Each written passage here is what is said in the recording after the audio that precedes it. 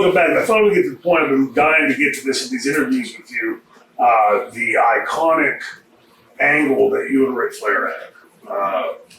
You that underneath white meat babyface coming from this uber over tag team.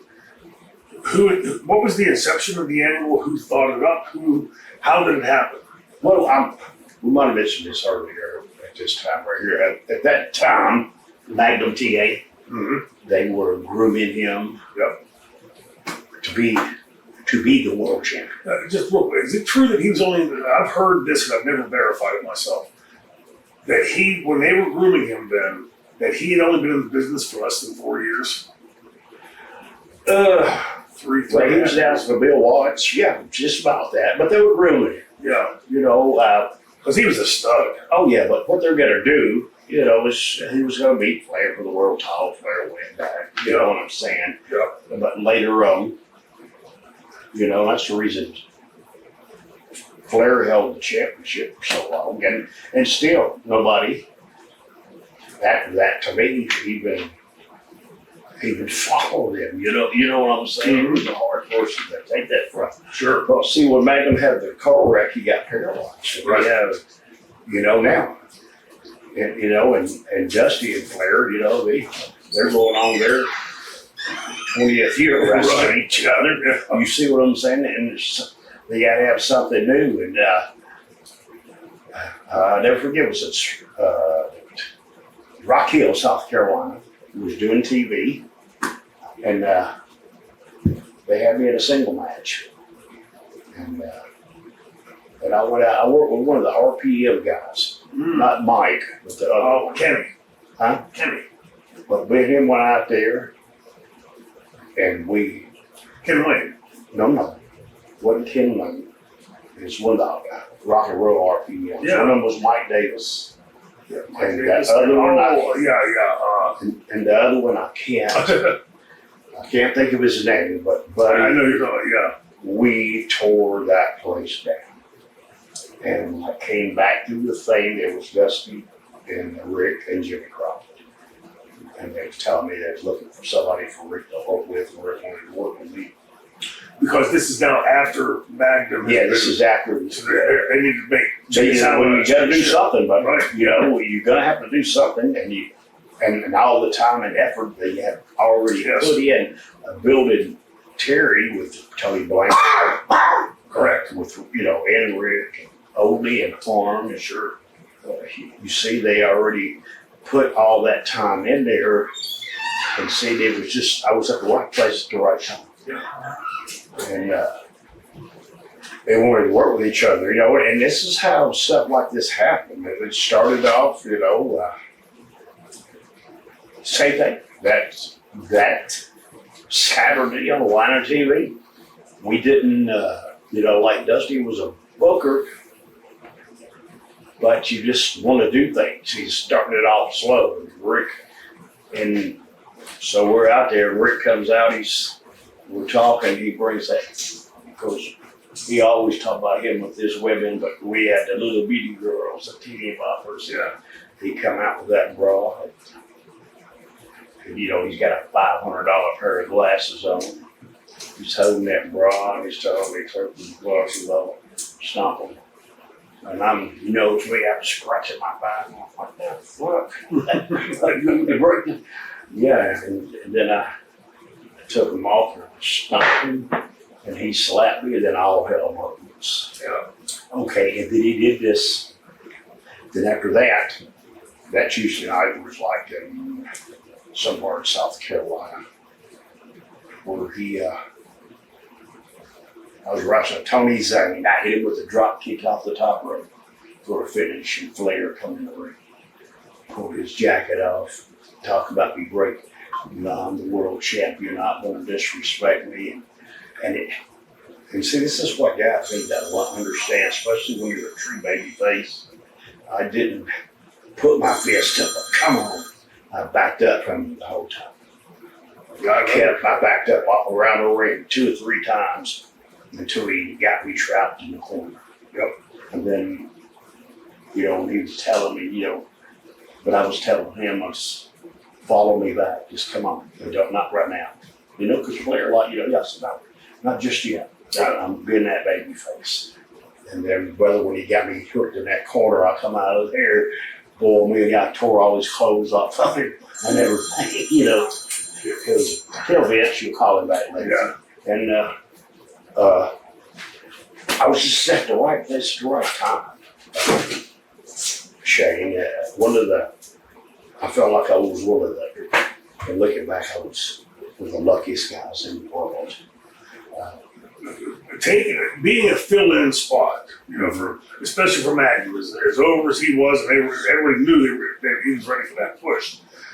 It's rare that somebody could fill that spot and make it work. Yes. Yeah, you did. Well, yeah, it is, but you got to understand, this is what I'm trying to tell you, how good of a worker and a world champion he was. Take, for instance, Philly. Mm-hmm. Philly is a hill town. You know that. Yeah. We used to wrestle at the Civic Center there. Mm-hmm. On the Rock Road Express. I'll come out. They play my music and I come out. I'm everything in the world but Ricky Morton. Yeah. Brother, they're throwing shit at me and stuff. And then they play Flair's music. Now, this is what I'm trying to tell everybody out there. This is when you know how to work and you know your position and you know how to do it. Yeah. It ain't that you go with the flow. You know what's happening. Yep. You come out there and they're absolutely going to ape shit. 10 minutes of that match, he's turned half of it. First, yeah. 15 minutes of that match, they push the guardrails up to the ring trying to get in the ring on him. Because the way I'm selling, I'm looking at and I see Arn Anderson. Here come Arn Anderson down. Because he knew, brother, hell was all fixing to break loose. Yeah. And then, boom, and Rick told me, he says, make a little comeback on me, and then go to that opposite corner and rope that top rope. He said, and when you go to that top rope, it was because I'm sliding out the fucking ring, they're gonna kill me if I don't. They were. Yeah. I done elbowed 4 or 5 marks, taking bumps into them, trying to come in the ring. Yeah. And then when I went top rope to do my thing, him and Arn Anderson got in, and boy, they went out the front door. They didn't go out back to the door, towards the dressing room, bro, out the front door. And that was what an experience. I mean, but just thinking like you're thinking like that. And I'm here in this ring by myself now. I'm bleeding and ain't no Flair. Rockin'. Yeah. That's a true worker. But don't sell yourself short of that. I mean, it takes 2 to dance. Oh yes, it does. But it's what I learned. Yeah. And I took pride in what I learned. Yeah. And it makes me mad when other people think that it's like this and it's like that. It's not. It's like the day I see, even on some of your big companies, that he'll go to the ring, the people's chanting for him, Right. and he'll make them chant for him. It goes with it, yeah. Then I'm watching the TV. Yeah. It's no wonder you're not over. With I'd heard this, and I don't know if this, you hear some rumors in the business. Was it true that they wanted to drop the belt to you, and you refused to take the belt for fear that Robert was going to get fired? Is there any truth? I did a lot of things in my life, but one thing that I could tell you, Shane, and understand this, sometimes it's about going to bed at night and sleeping. Not just that occasion, but a lot of occasions, I did a lot of things. But I made him a promise. I made Robert a promise that we stick together. I beat Ric Flair for the world title in Richmond, Virginia. And then when I came back, that's when they told me they was going to fire Robert, let him go. because, and understand this, and I can understand because we have been through a bunch of runs there, Mhm. and it was getting kind of old. But I gave the belt back, and I stayed with Robert because Dusty used to tell me, and I'm just going to say this, and don't nobody take this bad. I stay loyal. Yeah. He says, we're going to want to think about, the rock and roll express is here, but we have to move with the times. What do you think about giving Ricky Steamboat that hot tag? Or Ricky Steamboat giving you that hot tag? Okay. But think about this. When you give Dream that hot tag, I knew where we were going. I knew where everything was going. Yeah. I bucked the system and I lost. No. In one respect. Yes, but I got got what I got out of the business what I wanted to. Now I'm not rich, I didn't make. Do you even understand that the guys that were just on the roster for WWE made more than I made in 10 years? A year. Okay. I only had 120. Most of the time it was, when you work church. Just the guys that are signed, maybe you don't even see them, the ones that are signed on the day you start NXT, they sign you to a contract that would took me 3 years to know. Well, You don't think about that? yeah, it's Okay. But what I accomplished in this business, being 9-time World Tag Team Champions, Robert and I are WWE Hall of Famers. We go down in history of this business. so you're not going to, you are.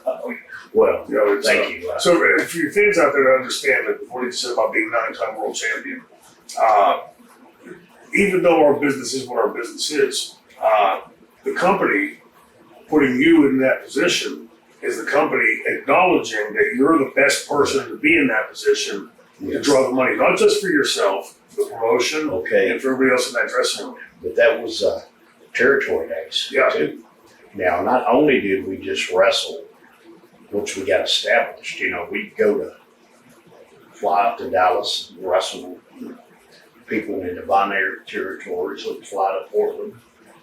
Did a lot, me and Robert wrestled more with all Bob Brown and Marty Jannetty and many a times.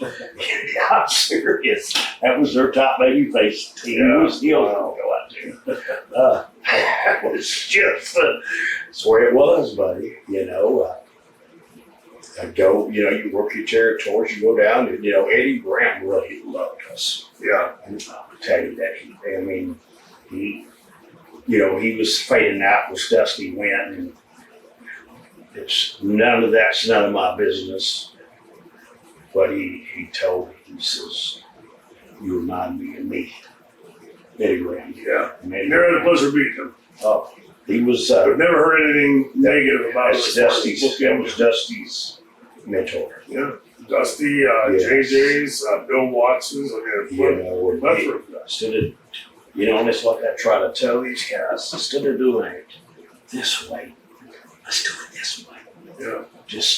It's like the other night, Bubba and I were in a town, and we wrestled Independence, but the last thing that people thought, Seekers, that's when you gave the shot, that him and I were going to win the belts at that little place. Yeah. And boy, when we did, the roof come off that damn building. You see, that's that shock. So if you're in that little town and you get a pop like that, Yeah. wait, you're in front of 25,000 or 30,000 people. Yeah. And that happens. And that's, but building the business, that's what you want to do. To watch Bill Watts' territory, we wrestled in National Guard armories, to the high schools, Yep. to the Centralplex, to the Superdome. Yeah. I remember the Super Oh. Yeah. Yeah, but you see, that's when it first, I mean, not the whole Superdome, they cut it in half. And it holds, I think it holds 90,000 people, but with it on the floor, you know, because we only used half. Right. I think it was, that they had 50,000 people. Incredible. This is 1984. Yeah. Oh, buddy. I mean, you know, it's just to walk out there and to see that. You know, I think we did the 50 when Robert and I wrestled the Road Warriors there. It's unbelievable. You It's a know? powerful rush, isn't it? Huh? A powerful rush. Great high. Oh, yes. Man, for And, people like that. Boy, Bill Watts must have paid them a lot of money too. Who beat him with a double drop kick. That was a lot of money, you know. But I'm going to say this as we wrap this up. I tell my own boys exact words. Every morning you get up and look yourself in the mirror. And only, because it's what my dad taught me, only you get to decide what you see staring back. yes, Is it an honest guy? Is it a guy that loved the business? Is it a guy that gave to the business? And I think in that realm, people always talk about this Mount Rushmore elusive thing. Ricky Morton has earned a spot up there on that mountain because you've given it, and not even necessarily directly, but to a young, snot-nosed kid like me sitting there and watching you and how you're conducting yourself in the dressing room and changing things up when it had to be changed up, etc. well, I appreciate that, buddy. But I just want to tell you that I had to do my life over again. I would do it the same way. Yeah. Oh my gosh! I mean, it's just the rush, the adrenaline, you know. Yeah. And I'm really going to say this right here. Robert and I were rock stars, Yeah. and because I know how it feels to be a rock star, Yeah. and I do. This crazy, crazy world. You know, like our world has changed, but it's like California, dude. In the '80s, Robert and I go out there and do Sunset Strip. And that was in the Motley Crue days, too. Yeah. And that's where that song "Girls, Girls" came from. And not to be political or to be mean, but I went back there a couple of years ago to do a TV show, and I thought I was in a third world country. Yeah. James, It's horrifying. it's crazy. It's Horrifying. Horrifying. Well, that in mind, I know you have somebody here you want to introduce. Hey, Bring him on in here, right? come on in here, man. Where'd you come from, anyway? Come right here. Step in the middle. You guys? Yeah. This is our future legend. Oh, man. No, this is Well, Kerry Morton, Ricky's son. And how many years now working in the business? This is year 4 full-time. Still learning? Still learning. Still learning. Every day. Awful lot, isn't it? Awful lot. You have a newfound, not that you didn't respect your calling before, but now that you're doing it, Absolutely. Wow, I wake up every morning and I think, like, how did you do this for 40 plus years? You know, I landed on my hip this past Saturday, and here I am moaning and pitching. He's like, get over it, boy, come on. And so, what's it like? I'm curious, like, what's it like to be? But see, I have to set something for him. This is like, and I want people to know this, and this is even with other people that I get pissed off at because they want something for free. And you get this in a minute.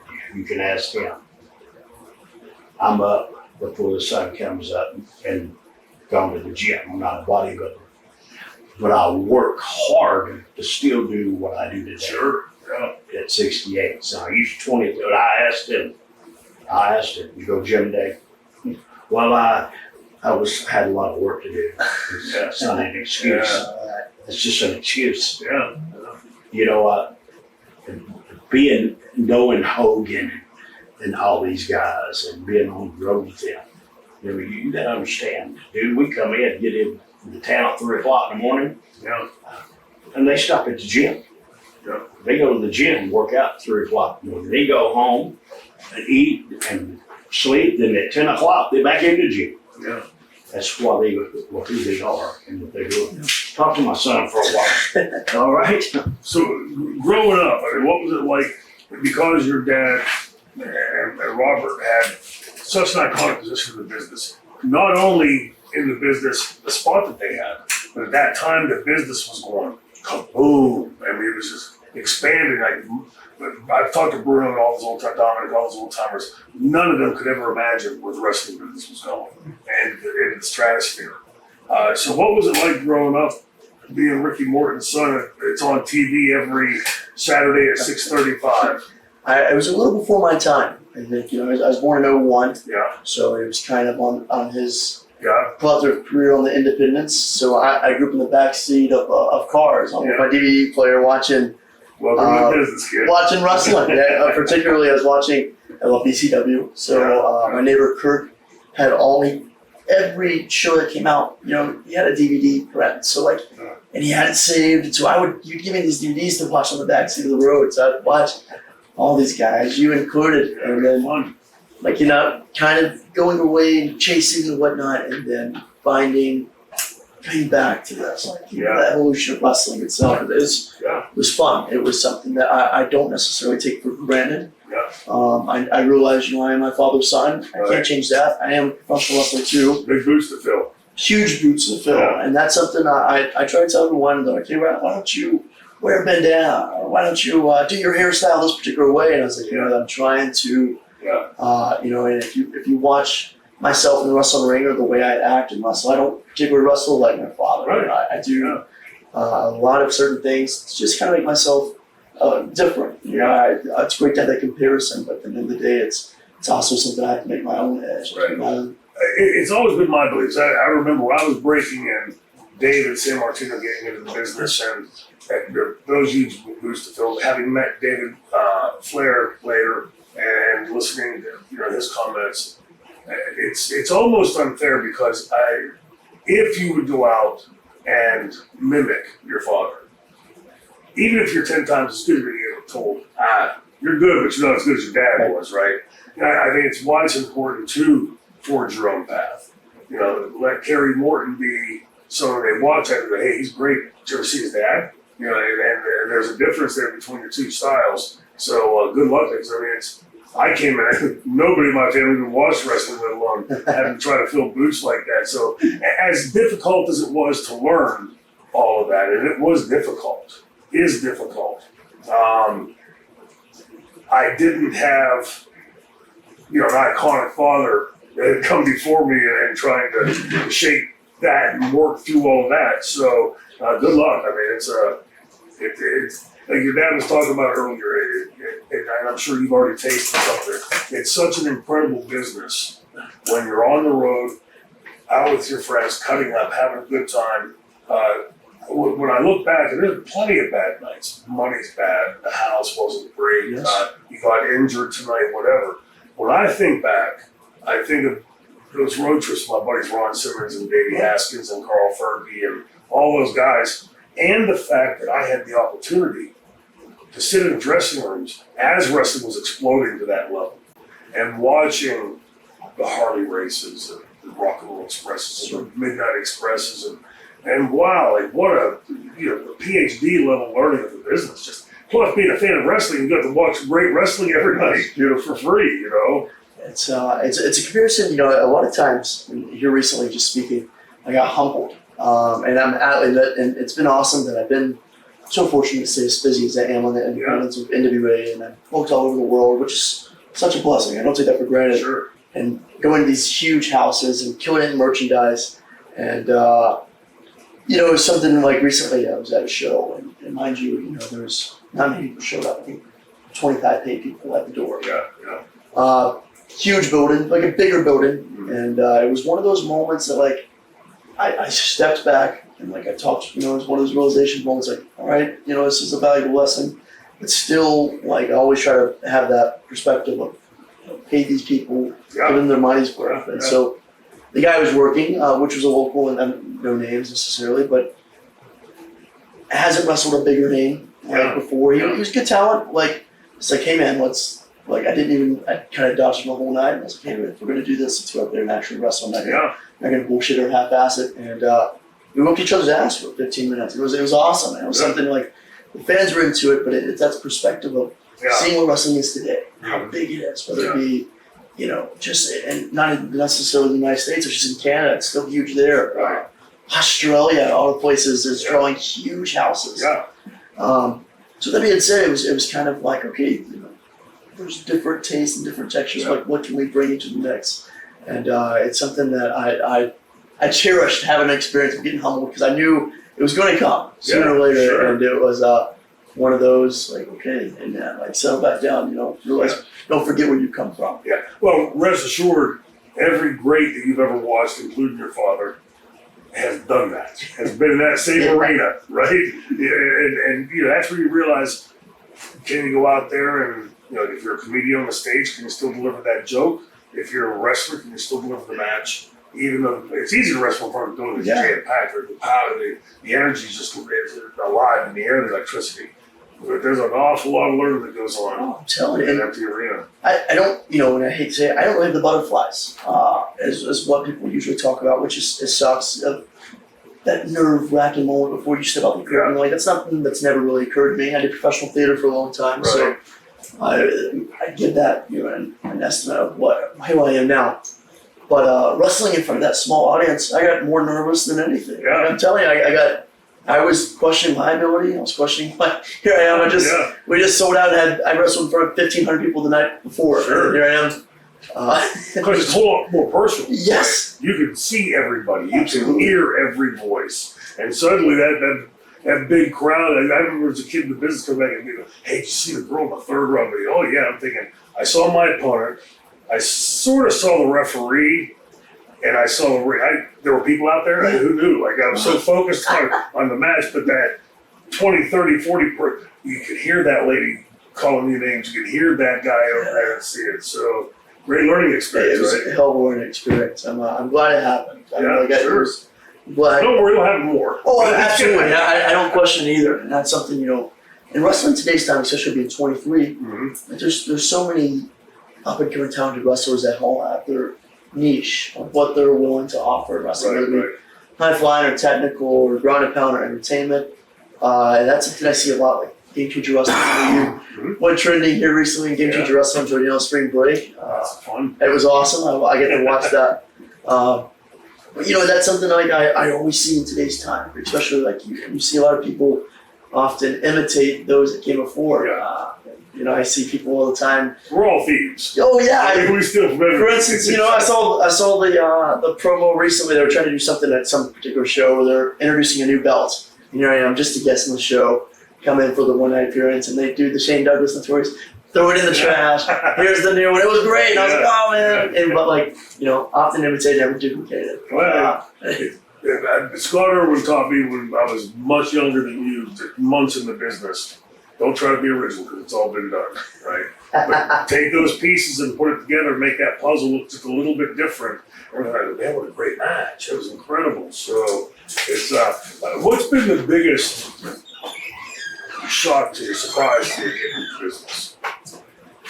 I think the way you're perceived in reality, or you know, outside of your actual job itself. I think you know, whether it be small talk and conversation of airports or restaurants or at the gym or whatever you may be doing, you know, getting recognized, that's cool. You know, it's something that's happened a lot here more recently. Whether it be in the airport, signing time, or taking selfies with people, or hey, I watched your match last night on so and so platform, or congratulations. It's a powerful drug, isn't it? It's a powerful drug, and it's cool.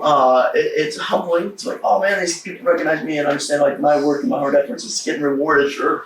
But the perception of like people from my generation, 23 as well, like, are you wrestling? Like, what does that consist of? Like, how does that work? Like, what am I watching? Like, some newer friends from college who are recent graduate, never watched wrestling a day in their life, wouldn't know anything. And so I invited them out to a show, and like they took it in the whole experience. And now one of them is now follows every platform. You know, so it's cool to see the perception of how wrestling is in today's time. And you know, and I'm a huge fan of like I often take a lot of pride in my work, as one should.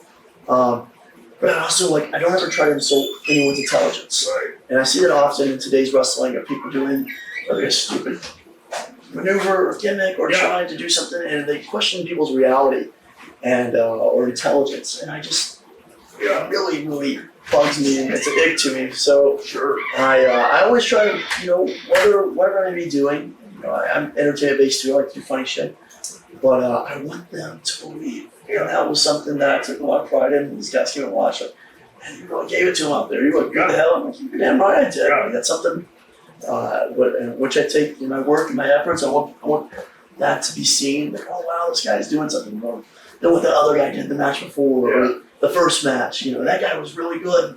Do you find the business, the kids in the business today, having never had those types of experiences, like I said, like you heard me saying with your dad earlier, watching him 2 or 3 matches, paying attention to what he's doing. Like you're back, when your kid comes in this business, you take your boots out first. Yeah. What do you put on first? What do you take off first?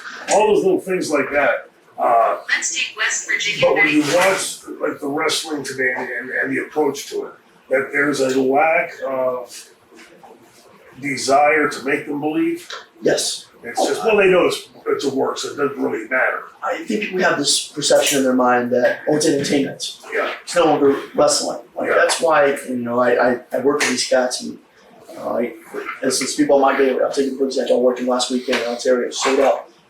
We beat the other shit out of each other for the perception of some comments made oh, you're kind of like an entertainment wrestler. And I was like, I didn't take offense to it because I understood what he was saying, but I was no, brother, I'm not necessarily just that either. And I was like, I have my repertoire speaks for itself.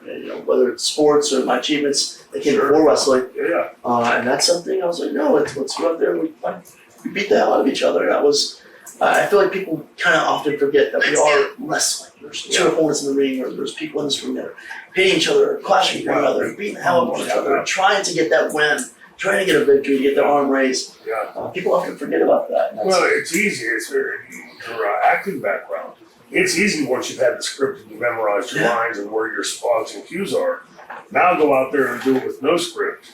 Go out and entertain that crowd with none of that and getting kicked in the head or dropped on your head or whatever. It's a whole different world. Very much so. And I find myself even more in the South, when I wrestle, whether it be Tennessee or Kentucky area or down in Georgia. Yeah. Those fans, they're so professional wrestling fans, but they want to see that ground and pound. They want to believe. They want to step in and escape reality. Of course. And I see these guys all the time that, whether it be in wrestling and not just picking and choosing, but cool maneuvers, whether it be in the middle of the match, he gets a cool body slam, doesn't go for the pin, or doesn't even attempt and immediately get a reaction from the crowd, his arms raised.